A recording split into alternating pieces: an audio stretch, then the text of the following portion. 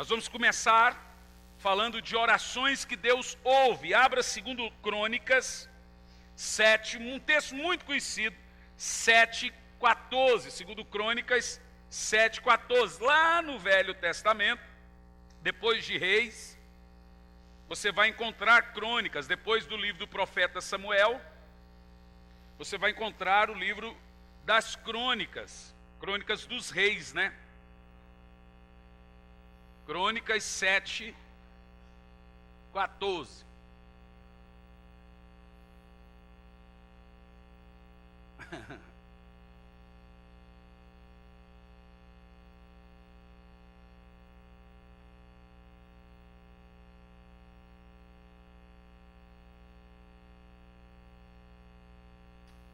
Olha o texto. E se o meu povo, que se chama pelo meu nome, se humilhar, orar, buscar a minha face, se afastar dos maus caminhos, dos céus eu ouvirei, perdoarei os seus pecados e os seus erros e curarei a sua terra. Olha o verso 15, que texto poderoso. De hoje em diante, os meus olhos estão observando e os meus ouvidos atentos às orações que serão realizadas neste lugar. Esse texto é poderoso demais. De hoje em diante, Deus está dizendo, de hoje em diante, eu vou ouvir todas as suas orações. Senhor, fale conosco, que não seja eu quem fale, mas que seja o teu Espírito. Fale com a sua igreja, fale com o seu povo. Nos ensine, nos instrua, Pai, em nome de Jesus. Eu olhei aqui, eu pensei que era a Isabela, cabeluda igual minha filha, até o tamanho é igual. Olhei de longe e falei, meu Deus, estão deixando a Isabela fazer barulho aí. Olha de longe como que não parece. Só que ela é japonesinha aí, ó. Que coisa mais linda. Bom, irmãos, o que é oração? O que é oração? Primeiro, por que nós oramos a Deus? Oração, obviamente, é o ato em que o homem se comunica com Deus. O ato que eu me comunico com você é se chamar de conversa. Com Deus é chamado de oração porque isso é um rito. Você está ritualizando um culto ou uma conversa. A oração é também falar e conversar com Deus. Por que nós oramos? Em primeiro lugar, nós oramos porque precisamos falar com Deus. Em segundo lugar, nós oramos porque precisamos ouvir a Deus. Esses dois pontos iniciais nos ensinam que você não ora só quando você quer alguma coisa de Deus, apesar de Deus lhe dar o que você precisa, muitas vezes, não todas as vezes, quando você ora, mas nós oramos também para ouvir a Deus. Isso sugere que o tempo que você gasta na oração é o tempo que você vai gastar em silêncio, porque Deus vem e fala à sua mente.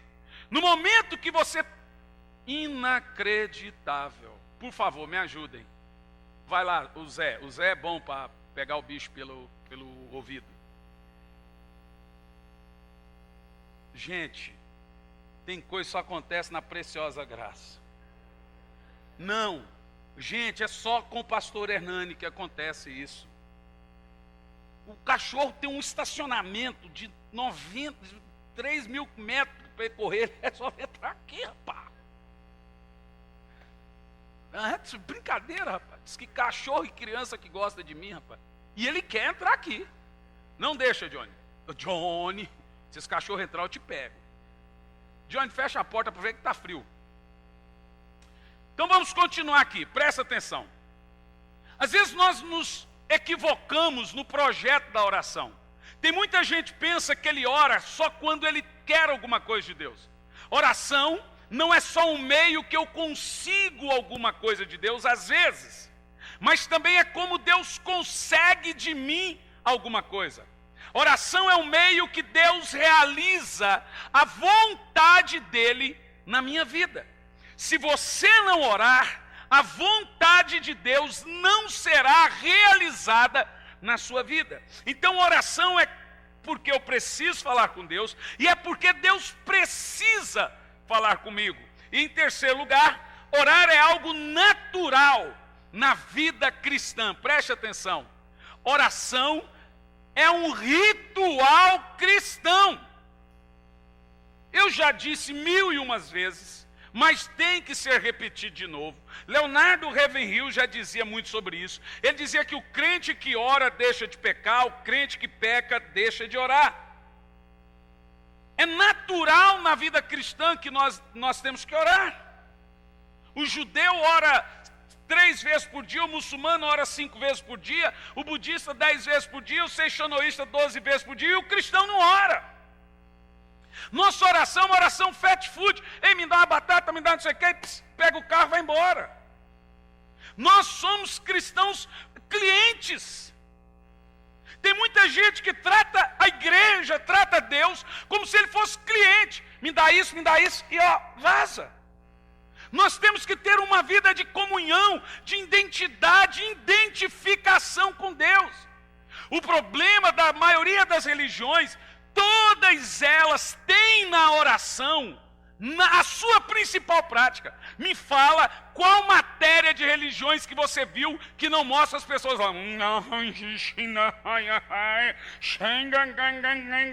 Quem nunca viu? A oração normalmente é o principal e a principal prática de todas as religiões. Ressalto, eles têm deuses mortos, mas o trata como se estivesse vivo. Nós temos um Deus vivo e o tratamos como se estivesse morto.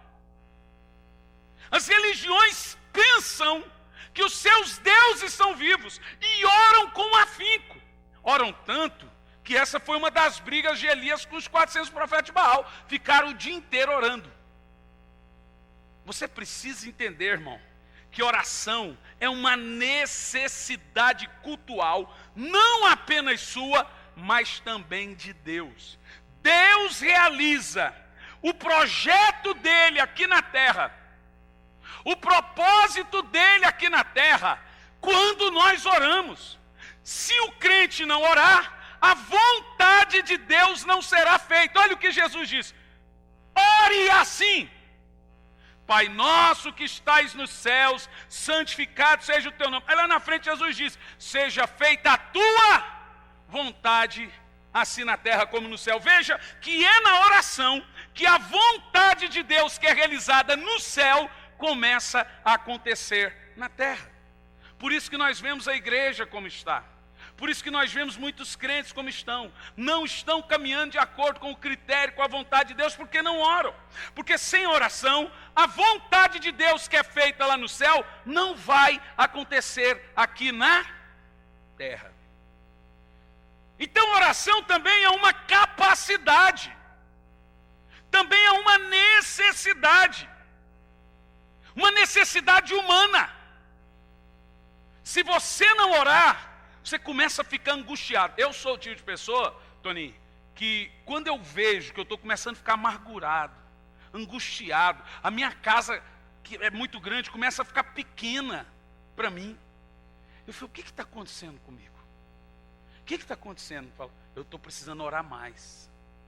Eu estou precisando falar mais com Deus. Eu começo a ficar angustiado, deprimido. A minha alma não sobrevive, gente, sem comunicação com Deus. Eu não sei como tem crente que consegue sobreviver sem se comunicar com Deus. A minha alma não sobrevive sem um amado dela. Eu tenho que falar com Deus. Se eu não falar com Deus, o pior de mim sai para fora. Eu tenho que matar alguém. O pior de mim, gente, é eu explodindo. Eu e o mundo. Porque eu conheço, o meu temperamento é fora do comum. Então eu tenho que estar falando com Deus, eu tenho que estar de bem com Deus, para eu estar de bem com a minha família, para eu estar de bem com minha casa, para eu estar de bem com todos. Nós temos que orar, porque a oração é uma necessidade física, é uma necessidade emocional de cada crente. Quando nós oramos, irmãos, nós desejamos estar perto de Deus. Agora, quando você não ora, você está mostrando que você não tem vontade de se comunicar com o Criador. que você não tem vontade de estar perto de Deus, nós não seremos bem-sucedidos em nossa fé, em nosso culto, em nosso cristianismo, se não colocarmos em nossa vida diária a prática, escute bem, diária a prática da oração. Em João 15:15, nos ensina que o próprio Jesus orou muito, em Mateus 26:36, o próprio Jesus orou muito antes de realizar os seus milagres. E Jesus declarou em João 15:15, sem mim nada podeis fazer. O que Jesus disse? Mais alto? Agora veja, Jesus disse que você não pode fazer nada, absolutamente nada sem Ele. Como que nós conseguimos viver sem orar? Por isso que nós tomamos decisões erradas. Por isso que nós compramos, vendemos, casamos, descasamos, porque não falamos com Deus. Se tudo que nós fizéssemos na vida, falássemos com Deus antes, muitas coisas seriam evitadas, muita dor, muitas viagens, muitas mudanças seriam evitadas e não iríamos sofrer tanto. A oração é a prova de que o ser humano pode aproximar-se de Deus. E a Bíblia diz em Isaías 65:24, que Deus tem prazer em ouvir as nossas orações. Vamos ler esse texto, é um texto muito bonito. Deixa aí marcado Crônicas, depois nós vamos voltar nele. Vai em Isaías 65, no verso 24.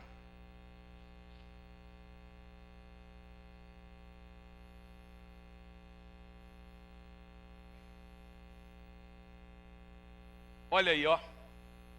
Agora a coisa aqui chega a ser um paradoxo. O texto diz assim, ó: antes de vocês orarem, eu já atenderei. E ainda estarão orando, e eu já os terei ouvido. Veja que Deus sabe o que você quer, mas Ele exige que você, mesmo assim, ore. Veja que a sua oração não é por causa de Deus apenas, é mais por causa de você. Veja que Deus tem prazer em se comunicar, em falar conosco através do ofício da oração. Ele se alegra quando nós falamos, eu vou falar com Deus. O que é falar com Deus, gente? É igual você fala comigo. É você dobrar o seu joelho no seu quarto e abrir a boca e falar. Não tem segredo. Agora, que coisa impressionante, você consegue ficar o dia inteiro sem falar? Eu acho difícil. Ainda mais se tratando das mulheres. Agora, a pessoa consegue falar e não consegue falar com Deus. Falar com Deus é só abrir a boca e falar. E Ele ouve, a Bíblia diz que Ele tem prazer em ouvir as nossas orações. Aqui nessa noite, eu quero lhe dar 5 motivos por que devemos orar. 5 motivos porque você tem que ter uma vida de oração constante. Uma vida de oração diária. Primeiro motivo, para não pecar contra Deus. Primeiro livro do profeta Samuel, capítulo 12, verso 23. Vai lá atrás de Crônicas. Lembra que eu te falei? Samuel, Reis, Crônicas. Primeiro livro do profeta Samuel. Esses dias eu ouvi uma música, o pastor Samuel teve pesadelo com essa música. A musiquinha falava assim, ó: Samuel, Samuel, Deus te chama lá do céu. Diz que o pastor Samuel ficou sem dormir. Ele foi no aniversário da Isabela, ficou 3 horas tocando essa música da Aline Barra. Samuel, Deus chama lá do céu. Samuel estava assim, meu Deus, meu Deus, meu Deus, meu Deus. Não, meu pai, não. Primeiro Samuel... 1 Samuel 12, verso 23, diz assim, ó. Presta atenção, olha o profeta Samuel dizendo aqui, ó: quanto a minha pessoa, longe de mim pecar contra Deus, deixando de orar por vós. Eu vos ensinarei o caminho do bem e da justiça. Percebeu que é pecado deixar de orar? É pecado deixar de orar pelos irmãos. No domingo aqui oramos por irmãos que estavam doentes. Oramos pela França, oramos pelo Danielzinho, oramos pela Emily, oramos por outros irmãos que precisavam de oração. A Bíblia diz que deixar de orar uns pelos outros é cometer um pecado, e um pecado contra Deus.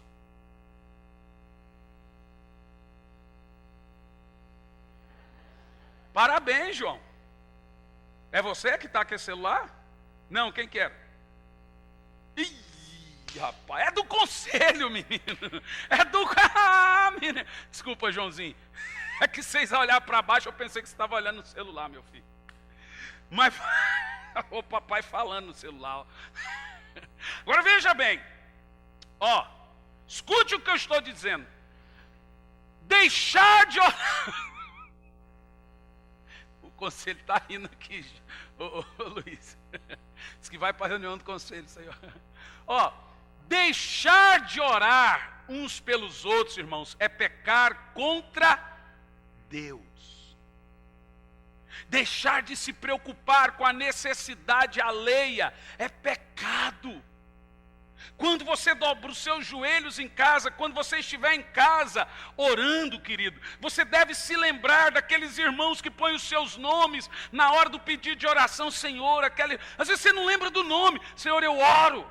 Samuel disse que ao cometer um pecado deixar de orar, é um pecado contra Deus. Oração, gente, não é coisa de religioso, não.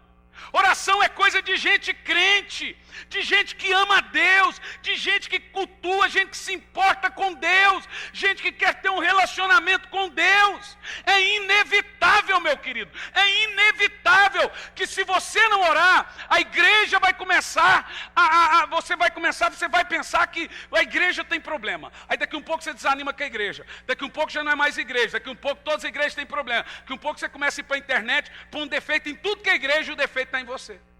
Porque é isso que acontece com as pessoas. Porque você vai se desanimando, o culto vai ficando chato, o louvor vai ficando chato. Por quê? Porque quando você tem uma vida de oração constante, você tem vontade de ouvir um louvor, de cantar a Deus, de ouvir a palavra. Quem concorda comigo? Jesus disse que um abismo chama outro abismo. Orar provoca mais oração. Quanto mais você ora, mais você quer orar. Quanto menos você ora, menos você vai querer orar. Quanto mais você vai na igreja, mais você vai querer ir na igreja. Quanto menos você vai na igreja, você se acostuma. É assim ou não é? A gente acostuma ou não? Acostuma. Agora, quando você está indo sempre, você vai gostando e se acostuma. Que um pouco você não percebe, está um mês e meio, 2 meses sem aparecer na igreja. Aqui em Campo Largo tem um negócio doido. Tem gente que fica 3 meses sem aparecer na igreja. Você já dá quase ele como que não está na igreja. Aí depois o cara passa e fala, irmão, você saiu da... Não, pastor, saí não, cara, 4 meses. Não, pastor, é minha igreja. E é impressionante. Aí tem uns que saem. Pastor, eu vim aqui para dizer que eu saí da igreja. Saiu da igreja. Um mês depois ele reclama para os outros, fala assim, não foram atrás, mas meu filho, você falou que saiu. Peraí, você falou que saiu da igreja, ele sai e fica bravo que a gente não vai atrás, mas você falou que saiu. Eu não entendo isso, fica jogando com a emoção da gente. Irmão, toda igreja é uma bênção, onde prega a palavra de Deus. Agora não fique fazendo joguinho, joguete. Eu vou ver aqui para ver se eles vêm atrás, vou ficar sem ir. Para ver se vem atrás. Falaram essa semana para mim. Olha, pastor Elisana mandou uma mensagem para uma que estava tempo assim, 1 mês sem vir. E a gente não fica no pé, a gente mandou uma mensagem. A pessoa, em vez de ficar feliz que a pastora Elisandra ligou e foi atrás, soltou os cachorros. Agora é que vem atrás, é? Ah, meu Deus, ainda bem que falou com ela. Foi com ela que a surubim, tem querubim, serafim e surubim.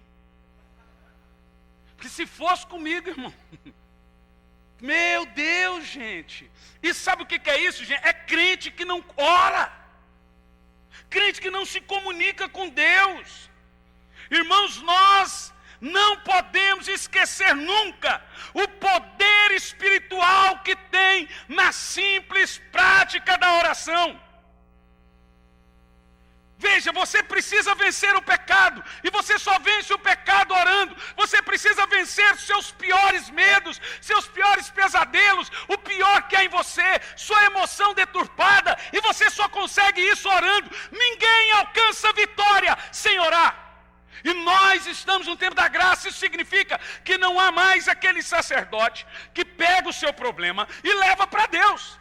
Isso significa que você tem acesso a Deus. Isso significa que não tem mais alguém que ora no seu lugar. Tem alguém que ora com você, não no seu lugar. O véu do templo se rasgou. Isso significa que você tem que falar com Deus. O sumo sacerdote hoje não sou eu. O sumo sacerdote hoje é Jesus. Você tem que falar com Deus. Se você não falar com Deus, nós não teremos comunhão. Inevitavelmente, o que há de pior em você vai começar a aparecer. Você vai cair. Segundo, por que devemos orar? Para vencer as tentações. Veja aí Marcos 14, no versículo 38. Mateus, Marcos. Agora já no Novo Testamento. Antes eu estava não abrindo muito, mas como tem muita gente nova na igreja, as pessoas têm que aprender a manusear a Bíblia, então a gente passou a abrir de novo, para elas aprenderem a manusear a Bíblia. Inclusive, eu louvo a Deus por alguns irmãos, a gente às vezes vê e não fala, mas às vezes é bom falar. Trabalhos excelentes. O Luiz, quantas pessoas você está trazendo no domingo, meu querido? 20 irmãos. Você vê que Deus já está enviando o pastor Zé para a África, que esse é um trabalho que o pastor Zé sempre fez. E Deus está levantando. E vê como que isso é importante, irmão. E na van dele, ele está trazendo pessoas que se batizaram agora, né, Luiz? Que se batizaram domingo. Vamos aplaudir o Senhor. 20 irmãos. Faça isso, irmão. Ô, irmão, se você não souber a alegria que me dá isso. Isso é tremendo. Segundo, por que nós oramos? Marcos 14, 38. Diz assim, ó. Veja, vigiai e orai, vírgula, para não cairdes em tentação. Pois de um lado o espírito está pronto, mas por outro lado a carne continua fraca. Olha, veja bem, viu que texto poderoso? O texto aqui não está dizendo que a carne é fraca no que tange ao pecado, e nem o espírito é forte no que tange ao pecado. O texto e o contexto aqui é sobre oração.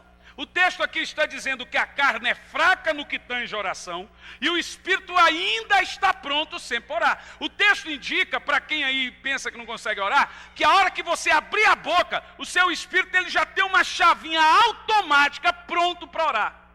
Significa que ninguém precisa aprender a orar, é só começar. O espírito está sempre pronto. Ó, o cachorro de novo, esse cachorro está endemoniado. É um sangue, meu Deus. Ó, ô Zé, você que tem essa cara de bravo, fica na porta ali, Zé. O cachorro tentou entrar aqui, ó. Agora é outro. Gente, que coisa, Jesus. Que coisa. Tá difícil, hein, antes. Fica aí, Zé. Só não morde o cachorro, Zé. O último cachorro que mordeu o Zé morreu. Uma cobra mordeu o Zé e a cobra morreu, gente. Não estou brincando não, é sério. Não é, Zé? Eu não vou morder o Zé nunca. Olha o que Jesus fala, preste atenção. Vigiai e orai. Sabe o que a Bíblia diz, Anderson? Se você não tiver uma vida de oração, você vai cair. Quem não ora, cai nas tentações. E nós somos tentados constantemente. Quem aqui é tentado sempre? Às vezes você é tentado em vários tipos de coisas. Você é tentado a enfiar a mão na orelha de um. Você é tentado a xingar um. Você é tentado a destratar um, a humilhar um, a pôr para fora, que está entalado, está até aqui. Você é tentado. Você é tentado às vezes a pagar de mau testemunho. Você é tentado às vezes a cair no pecado sexual, a cair no pecado moral. Nós somos tentados constantemente. Ser tentado a murmurar, ser tentado a negar a Deus, ser tentado a questionar a Deus. Irmãos, nós passamos por dezenas e dezenas e diversas tentações constantemente. Jesus, para ser tentado, ele orou 40 dias e jejuou 40 dias e noite. Nós somos tentados todos os dias e não oramos. Somos melhores do que ele. E eu estou falando do Verbo encarnado, Filho de Deus. Jesus, sabendo que ele seria tentado, ele foi levado pelo Espírito Santo ao deserto para ser tentado. Para isso ele orou e jejuou. Por causa disso ele orou e jejuou. Nós somos tentados constantemente e não oramos. Está explicado a raiz das nossas fraquezas? Qual é a raiz das nossas quedas em tentações? Qual é a raiz dos nossos pecados? Qual é o início das nossas fraquezas? A Bíblia diz, ela diz, abra Romanos, capítulo 8.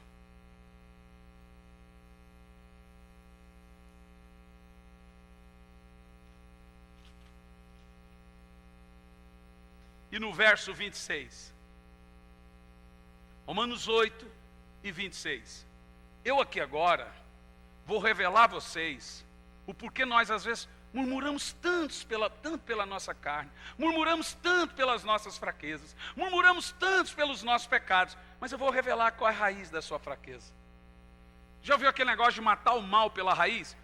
Quem não confessa a tentação, confessa pecado. Quem não vence a tentação, que é a raiz do pecado, não vai vencer o pecado. Olha o que diz o apóstolo São Paulo em Romanos 8 e 26. Do mesmo modo, o Espírito nos ajuda em nossas fraquezas. Somos fracos ou não? Quem nos ajuda em nossas fraquezas? E qual é a raiz da nossa fraqueza? Porque não sabemos orar como deveria. Está aí. Você percebeu que as nossas fraquezas, seja elas quais forem, se consistem no fato da nossa péssima comunicação com Deus? Aí não adianta, irmão, passar a vida reclamando de você mesmo, reclamando da sua natureza, reclamando dos seus pecados, reclamando daquela oscilação espiritual. Uma hora o irmão está se supimpa, você fala, agora vai. Agora ele vai. Que um pouco... Sabe por quê? Porque a espiritualidade de muitas pessoas é fundamentada na emoção dela. Então, quando ela está bem emocional, ela está na igreja, o louvor dela, ela está bem com Deus. Porque a espiritualidade dela é fundamentada na emoção. Quando ela está ruim emocionalmente, ela está ruim com Deus. Mas quando a sua emoção não dirige a sua vida, e sim o seu espírito, a sua comunhão com Deus dirige a sua vida, não significa que você não passará momentos ruins emocionais. Significa que quando você passar momentos ruins na sua emoção, a sua oração te deixou forte, e aí você vence. A Bíblia diz, vigiai e orai, para não cair em tentação. O crente que ora não cai. O crente que não ora, cai. Há um tempo atrás, eu vi uma ex-pastora. Posso falar o nome dela, porque ela já deu essa declaração para o Brasil todo, por nome Lana Holder. Pregava nos congressos, com milhares de pessoas, falava forte, falava grosso. Ela agora vem e diz que nunca deixou de ser lésbica, que ela nunca conseguiu vencer a fraqueza dela, que já expulsaram o demônio. Eu vi aquela ainda é aquela Tami, que tem até barba agora, que tirou o busto, que agora ela se sente homem, mas ainda é mulher. Mas eu vou te dizer uma coisa, gente, ficou um homem muito feio. Ela disse que a mãe dela levava ela na igreja e fazia até expulsação de demônios, vocês ouviram isso? Mas ela nunca conseguiu vencer a fraqueza dela. A Lana Holder disse que tentou de tudo, mas nunca conseguiu vencer a fraqueza dela. Veja, é essa vida de derrota moral, espiritual, emocional que muitos crentes estão vivendo. Tem gente que não é para o lado do homossexualismo, lesbianismo, mas é para o lado, não pode ver um rabo de saia, ou é para o lado da mentira, não pode ver um dinheiro que já pega. Entendeu? Todo mundo tem as suas fraquezas. É essa vida de derrota e de fracasso que boa parte dos cristãos estão vivendo. Por quê? Por causa da sua comunicação ridícula com Deus. E o apóstolo São Paulo deixa claro que qualquer nível de fraqueza que temos, se consiste, a raiz delas, ou dela, está no fato de não orarmos. Se você não orar, você nunca será um cristão constante. O apóstolo São Paulo fala que tem cristão espiritual e cristão carnal. Os carnais, ele chama de meninos na fé. São aqueles que nunca crescem. Sabe, se um pastor quer que a sua igreja cresça e desenvolva com Deus, ele tem que ensinar a sua igreja a orar. Porque a oração faz o crente maduro. Toninho, você tem quanto tempo de convertido? Fui eu que te ganhei e eu que te batizei. Você tem a idade da igreja de conversão. O nosso presidente do conselho. Ele se converteu na inauguração da igreja. Eu posso fazer aqui, circular aqui, muitos irmãos, que impressionante como eles cresceram. Outros que continuam sendo cristãos há anos e são maduros. E eu te garanto, agora, não sei hoje, e eu estou citando ele agora, eu sempre cito você, mas estou citando ele como um bom exemplo. Mas o Toninho, desde que ele se converteu, ele nunca me disse isso. Sempre foi a esposa dele que me disse. Ele sempre, em 4 anos, levanta de madrugada para orar. Não é isso, Josi? E teve uma época que ele não estava conseguindo fazer isso, ele me procurou em lágrimas. Disse, pastor, o que está acontecendo comigo? Me ajuda, eu não estou conseguindo levantar para orar. Você vê que tem 4 anos e o primeiro amor não se esvai. Por quê, irmão? Paulo disse que o Espírito nos ajuda nesse tipo de fraqueza na raiz, porque nós não oramos. Quando você tiver um hábito constante de oração, você vai ver que quando você não estiver conseguindo orar, vai vir uma angústia tão grande em você, uma tristeza tão grande, que você vai chorar, você vai sentir saudade do bom momento, daqueles bons momentos, eu falo, eu me arrepio, dos bons momentos de oração que temos. Quem tem costume de orar, quando fica um pouco de tempo sem orar, parece que ele está doente. Você pode recapitular isso na sua vida, parece que ele está doente, parece que ele está morrendo, e de fato está. Se sente mal, se sente ridículo. Nós temos que orar. Quem pode dizer bem alto, eu preciso orar? Nós precisamos falar com Deus, irmãos. Adorar a Deus, através da oração nós vencemos as tentações. Não há pecado, olha o que eu vou dizer, não há pecado que resista uma vida de oração. Se você não consegue vencer algum pecado, eu tenho um conselho para te dar. Ore até quando você não estiver com vontade de orar. Ore até sem vontade, porque aí você vai começar a ter prazer. Vai virar hábito, e aí você não vai conseguir fazer nada mais sem antes orar. Terceiro, por que nós oramos? Olha que texto poderoso. Para vencer as dores da vida, para vencer as aflições, as angústias. Abra aí Tiago 5, apóstolo. Lá no final, depois das cartas de Paulo, vem Hebreus. Depois de Hebreus, vem Tiago. Então Paulo tem 14 epístolas. Depois que terminar todas elas, eu acho que a última é Tito. Acho que é isso, né? É isso mesmo, é Tito, né? Não, é que é pequenininho, é Filemon. Olha aí, pastor Hernani. Aí vem Hebreus e vem Tiago. Tiago 5, versículo 13. Olha que coisa tremenda. Ó, por que você deve orar? Presta atenção todos vocês aqui no que eu estou dizendo. Está alguém entre vós sofrendo? Oh, aleluia. Eu vou fazer essa pergunta aqui. Tem alguém aqui nessa noite passando? É 5,13 de Tiago. Não, desculpa, é. Não, é 5,13 mesmo. Eu falei certo, né? Então é isso mesmo. Então vamos lá. Eu vou fazer a pergunta de Tiago. Alguém aqui nessa noite passando por momentos tempestuosos na sua vida, sofrendo, passando por luto?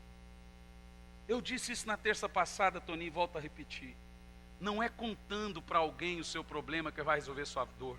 Não fale para alguém que não pode resolver seu problema. A Bíblia diz, se você está sofrendo, não sai por aí contando que você está sofrendo. Não adianta pôr no Facebook os seus problemas. Não adianta. Mas às vezes até eu gosto quando os irmãos escrevem, que eu vejo que os irmãos estão passando. A Bíblia diz que quando você está sofrendo, quando o cristão está sofrendo, o que ele faz? Murmura. O que ele faz? Sai por aí tentando desesperadamente, de todas as maneiras, procurando recursos. Não, se alguém está sofrendo, faça uma oração. Ore. Ore. A oração deve acontecer no exato momento da sua dor. No exato momento da dor, é uma hora que a oração, oh, irmão, Deus tem um negócio com gente que sofre e ora. Oh, irmão, Deus tem um negócio com o momento da nossa dor. Quando você vai na Bíblia, foi nos momentos de dores das pessoas, quando elas derramaram a sua alma. A Bíblia diz que Deus se cansa das palavras. Malaquias diz, vocês cansai o Senhor com as vossas palavras. Mas a Bíblia diz que Deus não resiste o nosso quebrantamento. Olha, Deus é tremendo, Deus não resiste quando você mistura a oração com clamor. Isso é chamado de oração suplicante. É quando aquela mulher disse para o sacerdote ali, não estou bêbada, estou derramando a minha alma perante Deus. Oração suplicante é você chorar para Deus. É misturar as palavras com as suas lágrimas. Irmão, essa é a oração mais poderosa da Bíblia, é suplicar. Está alguém sofrendo? Ore! Ore! Se você não aguenta mais a dor, chore para Deus, leve para Deus a sua dor, aprenda a falar com Deus, irmão.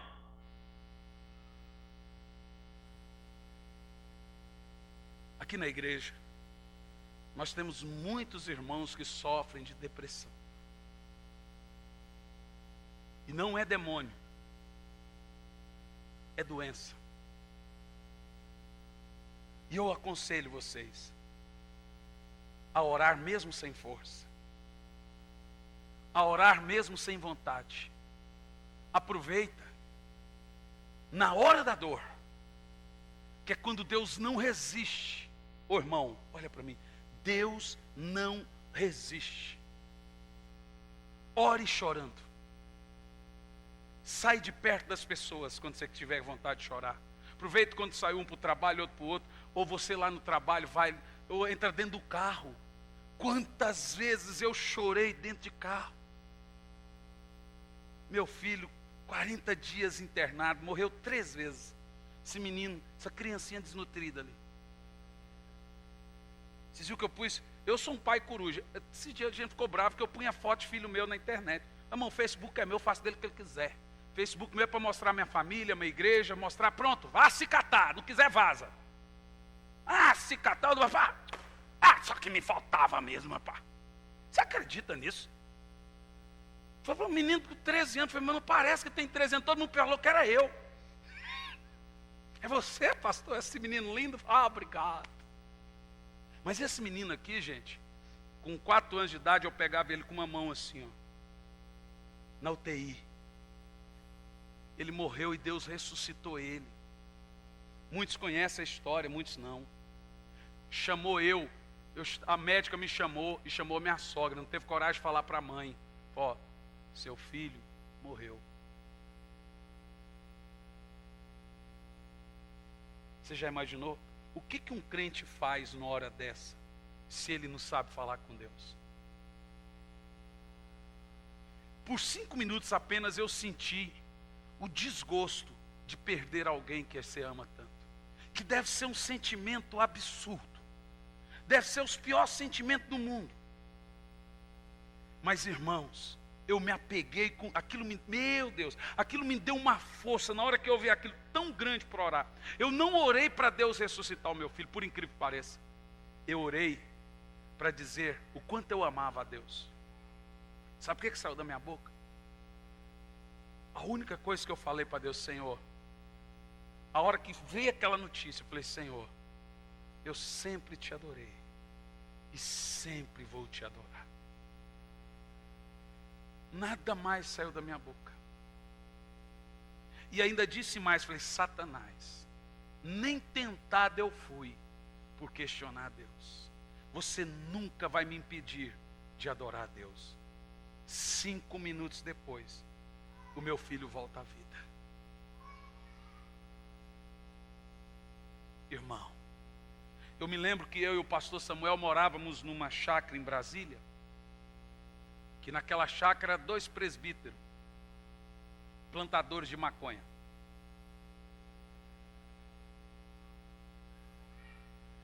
Pastor Paris da Margarete separou, esparramou os filhos para uns cantos.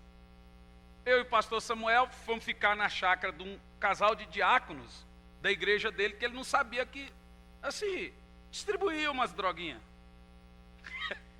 E a gente foi descobrir estando lá. Eu, um pouco mais velho, só um pouquinho não, 1 ano, né? 2 anos, não parece, né? 2 anos mais velho que aquela coisinha desnutrida ali. Pastor Samuel muito criança e eu protegia ele. Hoje ele fala bem, mas antes não saía nada da boca dele, gente. Olha, você tinha que interpretar o que ele falava. Então você falava para ele falar cantando, porque aí... Mas dava dó. Dó, era de dar dó. E aí ele, com essa cara dele de Bolt, as pessoas têm dó de fazer mal para ele. Assobrava para mim. Não, você tem cara de mal, vamos debuiar o cacete no você. Eu fui ficando cascudo com a vida. Aí, o camarada queria que a gente trabalhava feito um condenado, arregando aquelas porcarias daquelas drogas. A polícia baixava lá e o pau comia, menino. A gente tinha que quebrar. Na época em Brasília era ali na Águas Claras, né? Tinha um monte de sítio que foi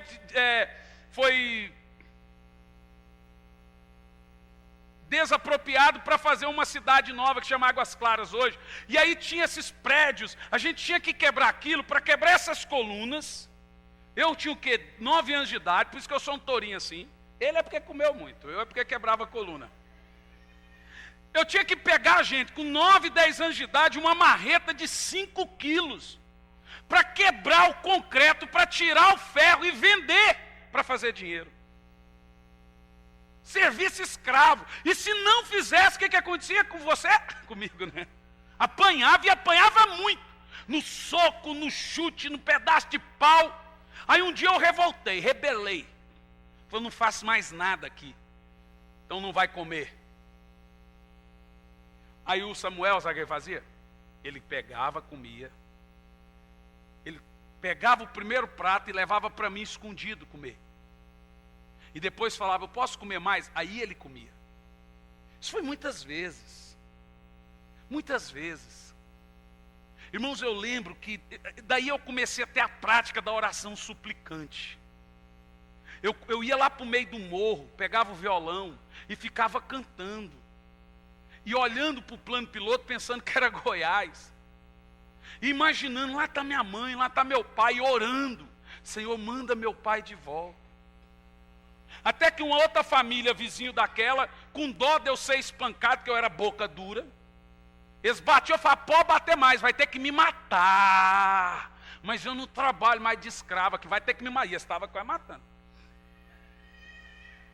Aí essa família lá me tomou deles. Quando meu pai chegou, não me viu lá, levou o Samuel. E lá eu não estava. E depois de alguns anos que eu fui ver meu pai.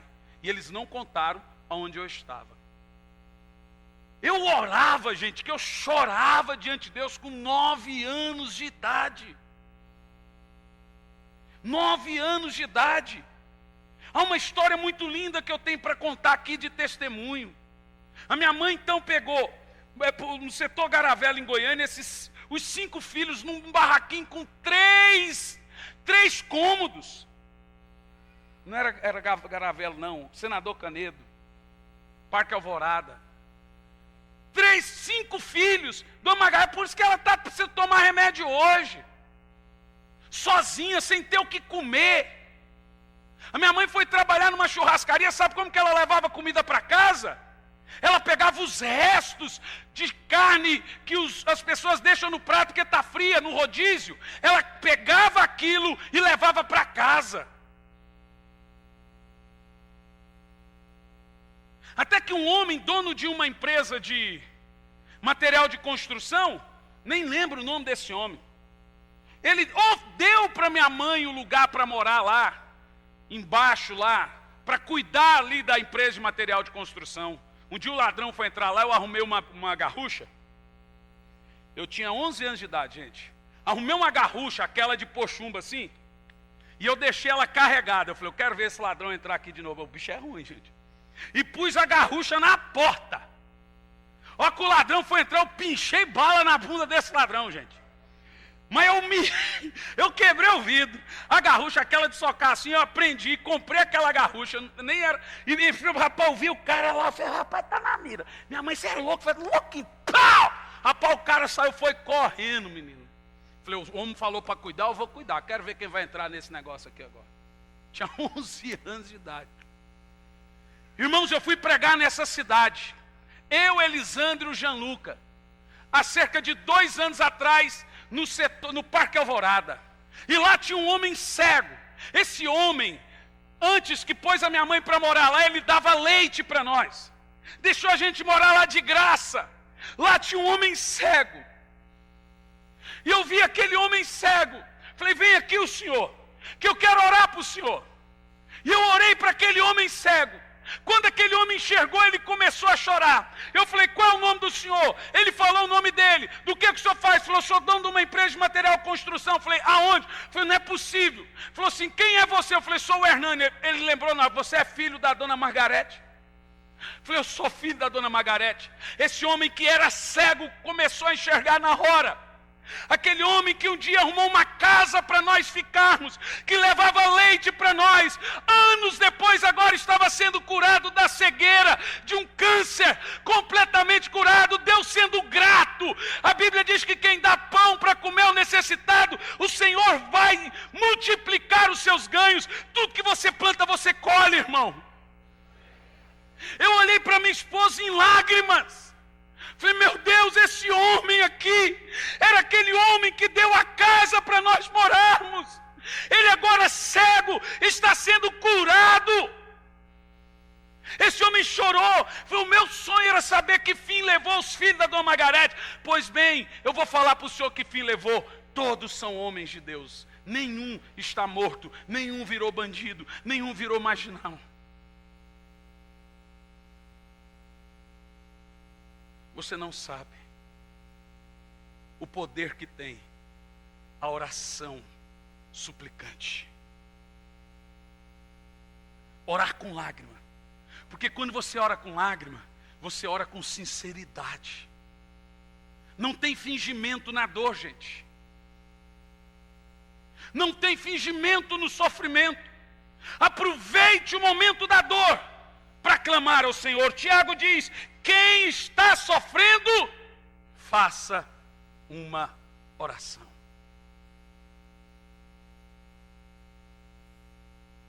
Ele diz mais ainda, se alguém está alegre, cante louvores. Porque tem gente que está sofrendo, não consegue cantar. Então, se você não consegue cantar, você não vai vir na igreja? Não. Aqui é um lugar para quem está alegre cantar, para quem está sofrendo, chorar para Deus. Derramar a sua alma perante Deus. Então, por que nós oramos? Para vencer as aflições da vida. Para vencer as dores. Quando eu perdi tudo em Brasília, devendo 500 mil reais, estávamos construindo uma grande agência de missões. Vendi tudo que tinha em Curitiba e fomos para Brasília. Agora o governador Arruda resolve que ele tem que tomar tudo dos crentes, passar patrola em cima das coisas dos crentes. Derrubou um monte de igreja. Arruda, aquele que foi pego lá. Da noite por dia, tudo que nós tínhamos perdemos. Tudo que eu tinha. Trabalhávamos lá em Planaltina, a Ruth trabalhava lá. Perdemos tudo, devendo R$500 milhão. Quando R$500 milhão era muito dinheiro. Ainda é. Entrei dentro do carro. 1.800 quilômetros com a minha esposa e com meu filho. E vim dirigindo sem parar. 1.800 quilômetros. Chorando. E disse: Senhor, o Senhor me tirou do nada. Eu vim do nada. Eu vim da miséria. Passei fome. Fui espancado. Sofremos tudo que não podíamos. Como criança. Amadurecemos antes da hora. Agora eu volto sem nada. O banco levou o carro. Quando chegou em Curitiba, o banco buscou o carro. Era um Ford Fusion. Sem nada. Devendo R$500 milhão. Eu vim orando de lá até aqui. Hoje não devemos um centavo para ninguém, gente. Não tem problema que não se resolva com a oração suplicante. Aprenda a levar os seus problemas para Deus. Aprenda a chorar diante de Deus. Aprenda a não se distanciar de Deus na hora da dor. A não deixar divino e culto na hora da dor. Aprenda a clamar. Aprenda que a maior vitória que existe, ela acontece quando você não faz nada em se tratando de atitude, mas quando você faz muito num quarto trancado de joelhos, reparando suas trincheiras, pedindo perdão para quem tem que pedir, consertando com quem tem que consertar, primeiramente com Deus, buscando aonde você errou. A Bíblia diz: procure saber aonde você caiu e comece de novo. Irmão, eu vim aqui para te dizer que Deus é um Deus de recomeço. Nada está perdido. Aprenda a orar e a chorar diante de Deus. Eu estou aqui entre gente vencedoras. Pare com essa visão de gafanhoto, que é a visão daqueles 2 espias que chegaram lá na cidade de Canaã e disse: nós vimos gigantes, que nós perante eles parecíamos gafanhotos. É a visão de gafanhoto. Tem a visão de gente grande, tem a visão de Josué e Caleb. São grandes, mas podemos vencê-los. Porque maior é aquele que está em nós do que aquele que está no mundo. Você não está sozinho, você não está sozinho. A sua oração, ela é ouvida. Deus está com você. As coisas mudam quando você entende que Deus ouve a oração suplicante. Deus ouve e Ele tem prazer em ouvir o nosso clamor.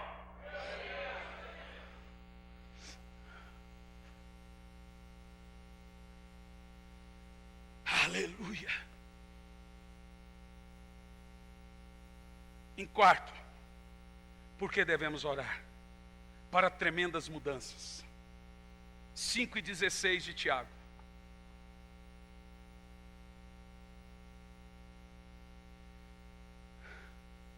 Portanto, confessai os vossos pecados uns aos outros e orai uns pelos outros para serdes curados. Agora olha o texto.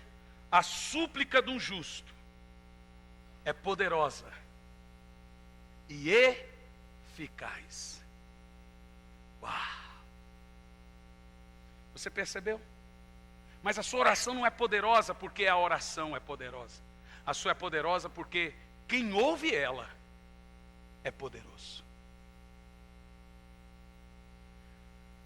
Você ora. Irmão, eu vou fazer uma pergunta. Quem aqui quer dar uma mudança de 360 graus na sua vida? Uma guinada, mudada totalmente. Sim, total. Igual esse menino ali, o Igor. Lá em Portugal, num clube, dormindo mal, comendo mal,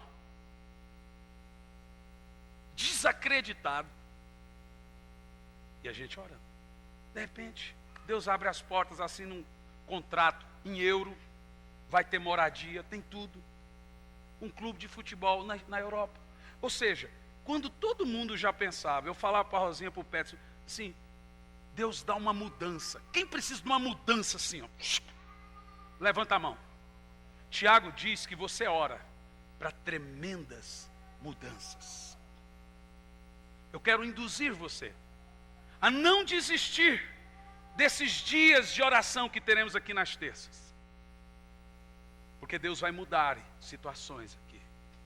Mas nós não vamos orar por você. Nós vamos orar com você. Diga amém. Diga eu quero orar. Diga oração suplicante. Em quinto e último lugar, por que devemos orar? Mateus 9:38.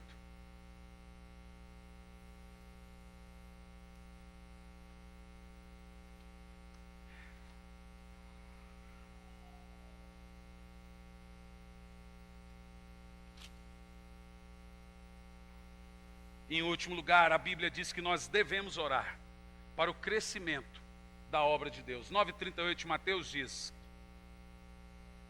por isso orai ao Senhor da seara, e pedi que Ele mande mais trabalhadores para a sua colheita. Então você tem que orar. Olha, irmão, esses 5 pontos de oração você não deve esquecer. Ore para que o Evangelho cresça. Ore, a Bíblia manda orar por Jerusalém. A Bíblia manda orar uns pelos outros. Orar para que o Senhor mande missionários. Ore pela sua igreja, para que Deus toque no coração das pessoas, para que elas sejam fiéis dizimistas. Numa igreja séria igual a nossa, com mais de 400 irmãos, se todo mundo fosse dizimista, você ia ver o que a gente ia fazer com o dinheiro dessa igreja. Se a gente faz com pouco, Leco, Toninho, Luiz, aí, os irmãos do conselho aí. Imagina se nós tivéssemos o dobro disso. Se nós construímos igreja na África, imagina se nós tivéssemos o dobro disso. Mas eu já percebi que tem que orar, não dá para ficar malhando em ferro frio. Então ore. Eu tenho orado, Senhor, quebranta esses irmãos. O Senhor sabe que nós levamos as finanças da igreja a sério. O Senhor sabe que a gente não brinca. Quebranta os irmãos. Revela, Senhor, a eles o coração deles, que ninguém vence o Senhor no dar, que em vez deles perderem, eles vão acrescentar. A gente tem orado. Que nós conseguiríamos fazer muito mais. Muito mais. Muito mais. E como se deve orar? Eu vou te ensinar em uma frase. Como se deve orar? Ore a Deus, em nome de Jesus, no poder do Espírito Santo. Vou dizer de novo. Ore ao Pai, em nome de Jesus, no poder do Espírito Santo. Como que é? Pai, em nome de Jesus, no poder do Espírito Santo. Mais alto. Ore ao Pai, em nome de Jesus, no poder do Espírito Santo. Fique em pé no seu lugar.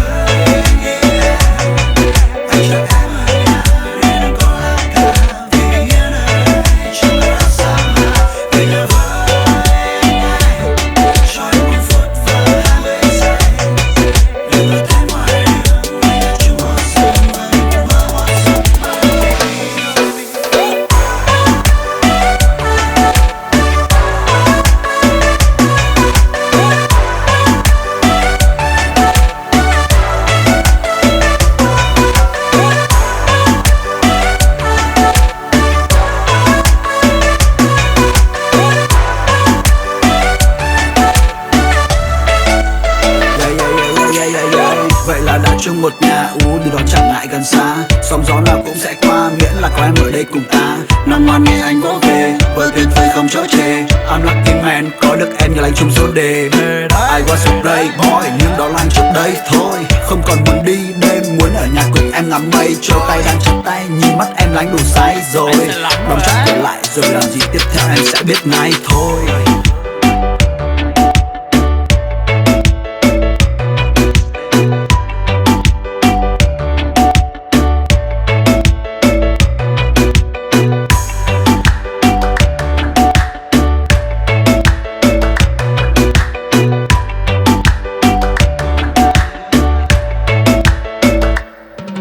Về nhà với